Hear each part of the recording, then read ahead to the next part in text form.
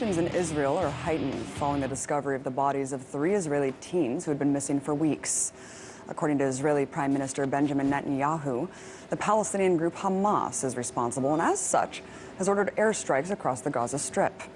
And to make matters worse, just today, the body of a Palestinian teen was discovered in what his family claims to be a revenge killing by 3 men who forced him into a car and drove away.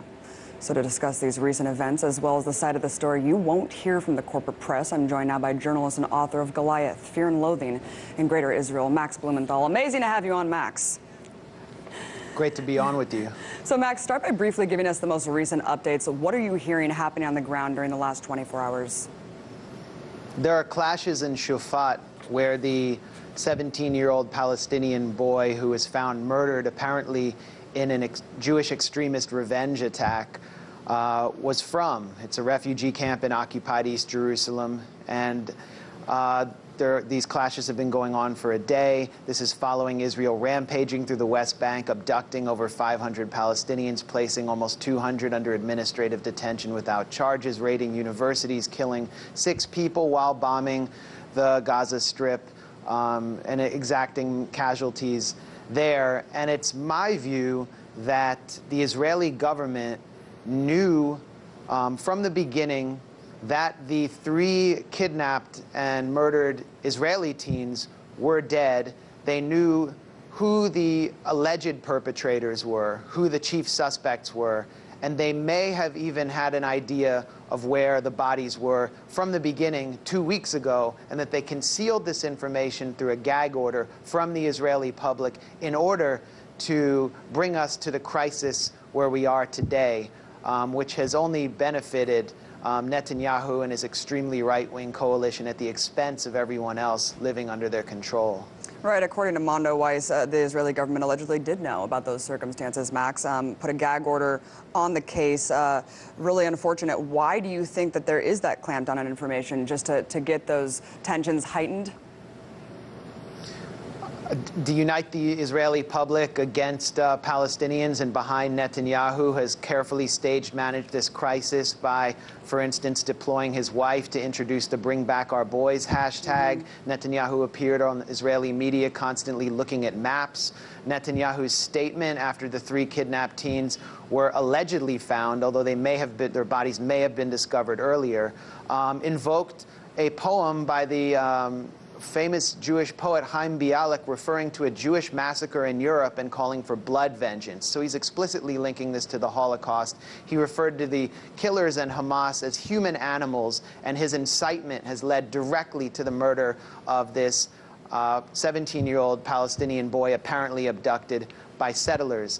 Now, the Israeli government and its intelligence services and the Palestinian Authority had a recording of a phone call by one of the Israeli teens who were apparently abducted, that and they could hear a gunshot in the phone call. They had known that these teens were dead since sometime around July 14th. Not only that, but it was reported in Palestinian media that the Israeli forces had raided the homes of the Kawasme and Abu Aisha families in Hebron, 10 kilometers from the site of the alleged kidnapping, and accused these their sons of conducting the kidnapping. Those are the 2 suspects who've been announced, but they were announced 2 weeks later. So it's clear to me that the Israeli government has manipulated this situation to avoid a police action, to justify a military action directed at Hamas and the Palestinian Unity government, which has led to the crisis we're seeing today. And Max, and then you have the housing minister calling for more settlements as a retaliatory measure. I mean, there's a ton of inflammatory rhetoric.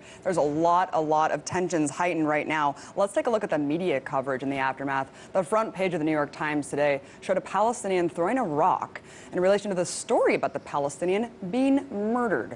Max, what does this type of framing reveal about the media bias regarding this entire situation? Well, Jody Rudorin, who's the chief correspondent for the New York Times Jerusalem Bureau, a bureau that is housed in the home of the Karmi family, a Palestinian family who have been ethnically cleansed and who have to ask the New York Times reporters for permission to see their house in West Jerusalem. Jody Rudorin has produced, along with her deputy editor, Isabel Kirshner, articles profiling the 3 killed Israeli teens, humanizing them, deeply empathetic articles about their mothers. There's been very little on the Palestinians who've been killed in Israel's rampage through the West Bank and Gaza Strip, or the Palestinians who've been killed in apparent racist hate crimes, in revenge attacks incited by Netanyahu. Worse is the article today by Rudorin and Kirshner, which waits till the 18th paragraph to discuss the campaign of incitement and the race riots in Jerusalem by Jewish extremists who have been stoked by high-level figures in the Israeli governing coalition. It's clear that the New York Times is engaged in a whitewash of the real sources of this crisis and doing deep disservice to its readers. Beyond that, Abby, I see very little discussion of this crisis and the real roots of it in progressive media. Right. And your show is one of the few shows that I see discussing it, even in the alternative online media. And let's get into that, Max, because according to the Ministry of Information in Ramallah, so many Palestinians have been killed by Israeli forces since the Second Intifada that it equates to 1 being killed every 3 days for the last 13 years. And in fact, 2 Palestinian teens were just gunned down broad daylight on camera last month. I didn't hear the White House issuing condolences for them. Why do you think this latest tragedy is being framed as different even by alternative media sources, suggesting that because Israeli teens are dead, it somehow makes the playing field equal? Yeah, we're hearing a lot of rhetoric about a cycle of violence, as if one side isn't the oppressor and the other side isn't oppressed. And we're seeing undue focus on the 3 Israeli victims. Israel, while it rampages through the West Bank, through Jerusalem and Gaza, portrays itself as the victim. And that was Netanyahu's intention from the beginning. That's partly why I think the details of this crime were concealed from the Israeli public. It was to allow Netanyahu to milk this crime for all it was worth, to portray Israel as a victim. And as we've seen time and time again in U.S. media, Israeli Jews are the worthy victims, while Palestinians are unworthy victims. They're unworthy of being humanized.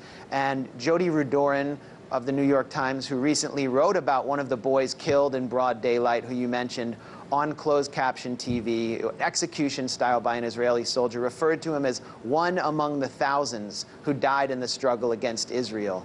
That is the kind of language that's consistent with the dehumanization of Palestinians in supposedly objective media.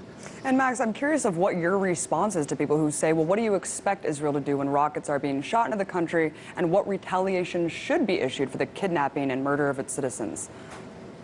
I expect Israel to decolonize and allow the 80% of the people from the Gaza Strip who are refugees to be allowed to return to their land and property that was taken from them. If you want to understand the roots of Palestinian violent resistance, you can't go back 1 week or 2 weeks or a few years ago or a few intifadas ago. This is not a cycle of violence. It's rooted in a settler colonial apartheid state, which is engaged in an ongoing campaign to dispossess Palestinians of all they have in order to consolidate its ethnic purity. That's the root of this crisis, and that's what we should be talking about, as well as the current round of violence. And this will continue as long as the status quo continues. All of the trends that we're seeing today, including the fascist trends in Israeli society, will deepen and intensify. Lastly, Max, we have about a minute left, but I wanted to talk about boycott, divestment, sanctions. Noam Chomsky just wrote this article in The Nation saying Palestinian activists need to rethink their strategy. But in it, and I can't read the whole quote because we don't have time, but he basically says that if the road goes ahead in the same route that it is now, it's going to be worse than South Africa. Why do you think that he doesn't support BDS, but still seems to understand the severity of the situation on the ground, that it could be worse than South Africa?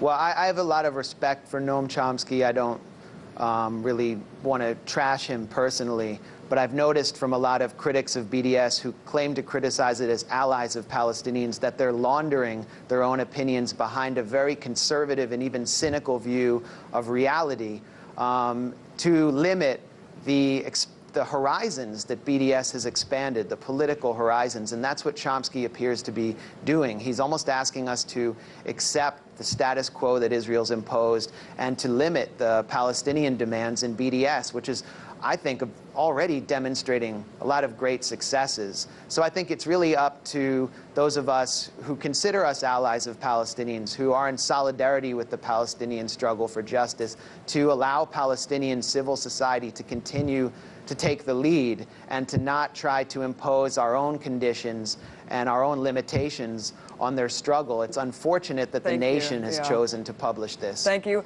so much, Max Blumenthal. Always incredible insight on this crisis. Really appreciate it. Thanks for having me.